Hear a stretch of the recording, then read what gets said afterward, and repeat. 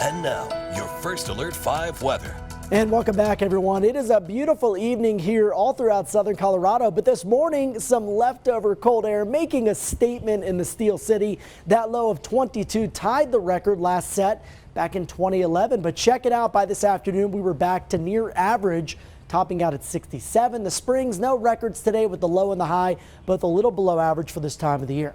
Now, given that we just saw some much needed rain and snow over the past couple of days, I want to give you an update, even though we're about midway through April. So far at the Springs Airport, we picked up nearly 5 inches of snow. We're just within reach of the typical average for the month, whereas Pueblo has been much drier by comparison. And the same goes for observed precipitation, which either is a combination of snowfall that melts down to rain or any precip that actually falls as liquid. In the Springs, picking up just over 4/10 of an inch, whereas in Pueblo, we're well below the end of the month average. You can see just seeing about 8/100ths of an inch so far. In the Springs last year, you may remember, we set an all-time record low. That's when we saw 23 days with high fire danger and red flag warnings here in the Pikes Peak region. Speaking of fire, I want to give you the very latest forecast tomorrow for conditions out at the North Creek Fire. Again, this is burning about 6.5 miles to the northwest of Beulah, and conditions here are expected to be warm and a little bit breezier than what we saw today. I think we'll see gusts around 15 to 25 miles per hour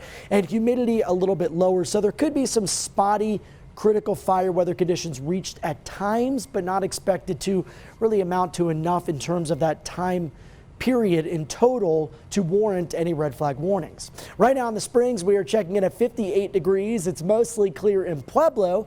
Current temp right now is at 66. Now tomorrow, high pressure begins to expand across the region. That'll take us from the 30s in the morning hours to the 70s in both spots by Monday afternoon. So really a beautiful, pleasant start to the week.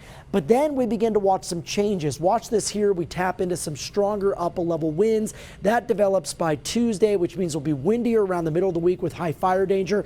And then behind that, we get a cold front Wednesday, which could bring in our next chance for rain and snow. Now tomorrow's high fire danger threat, red flag warnings out across the San Luis Valley. But look what happens here with these fire weather watches on Tuesday. This is that precursor to red flag warning. They are going to be widespread across most of central and eastern Colorado. You can see the wind gusts by that time, by Tuesday afternoon. Could be as strong as 40 to 50 in the mountains, 30 to 40 for the plains and I-25 corridor. Tonight, dropping down below freezing for Monument and Woodland Park, 34 in the Springs, 33 in Pueblo, so not as cold as last night. And tomorrow will be much warmer than what we've seen throughout the weekend, about 10 to 15 degrees warmer than what we saw today. But again, we shift our focus to the middle of the weekend because we've got high fire danger with those stronger downslope wind gusts. And then by Wednesday, I think that continues until that cold front arrives and starts to cool us down. Brings in a chance of some showers Wednesday night, potentially some rain and snow Thursday as well. For Pueblo, I've got us dry with some midweek wind, midweek fire danger threats we'll be watching closely. Thursday, we begin to cool down with a few showers. By Friday, I have just 55 degrees. A couple of days in the 70s here in Canyon City. Then we potentially see some rain showers. Nothing too big at this point, but maybe some wet weather on Thursday. And for Woodland Park, I've got us windy and dry through Tuesday with snow possible as we head towards Wednesday afternoon, Wednesday night.